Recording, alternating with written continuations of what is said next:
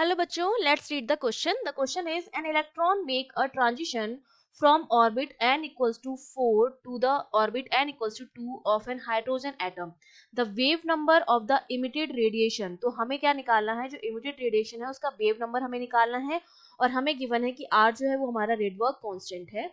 तो हमें Rydberg constant के टर्म्स में ही वेव नंबर अपना निकालना है. तो देखिए इस क्वेश्चन को सॉल्व करने के लिए हमारा जो की कॉन्सेप्ट रहेगा वो हमारा क्या रहेगा, जब स्टेट्स में ट्रांजिशन होता है, ठीक है, ये n इक्वल्स टू 1 है मतलब ग्राउंड स्टेट है, फिर n equals to 2 first excited state, then n equals to 3 second excited state and so on. ठीक है, जब इलेक्ट्रॉन, अब हमें ट्रांजिशन जो दे रखा है वो n इक्वल्स टू 4 से n इक्वल्स टू 2 में दे रखा है. इस तरह का ट्रांजिशन हो रहा है, इलेक्ट्रॉन जो है ट्रांजिशन कर रहा है n इक्वल्स टू 4 से n इक्वल्स टू 2 में.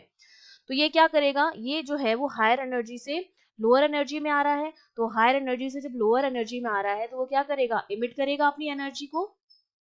ठीक है, इमिट करेगा क्योंकि एनर्जी जो होती है वो होती है -13.6 z² अपॉन n स्क्वायर.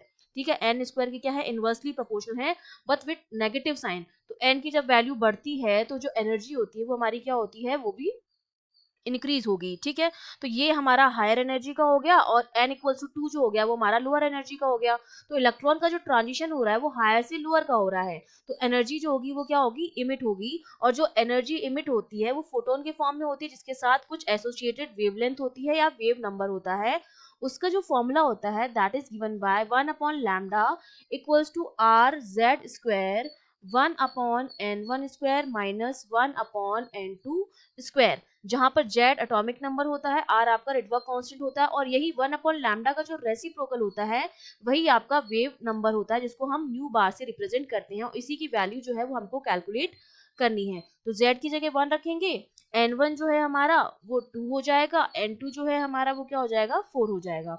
तो ये वैल्यू जो आ जाएगी न्यू बार की वो आ जाएगी r इंटू 1 का स्क्वायर 1 अपॉन 2 का स्क्वायर माइनस 1 अपॉन 4 का स्क्वायर. ये सारी वैल्यूज हम रखेंगे तो ये हो जाएगा r 1 अपॉन 4 माइनस 1 अपॉन 16. ये वैल्यू न्यू बार की हो जाएगी. फर्दर हम इसको सॉल्व करेंगे तो न्यू बार जो मेरे पास आता है वो हमारे पास क्या आ जाएगा, 4 माइनस 1 अपॉन 16 और यहाँ पर r था हमारे पास तो ये हो जाएगा आपका 3r/16. तो हमारे पास वेव नंबर की जो वैल्यू आई है वो कितनी आई है, 3r/16 आई है.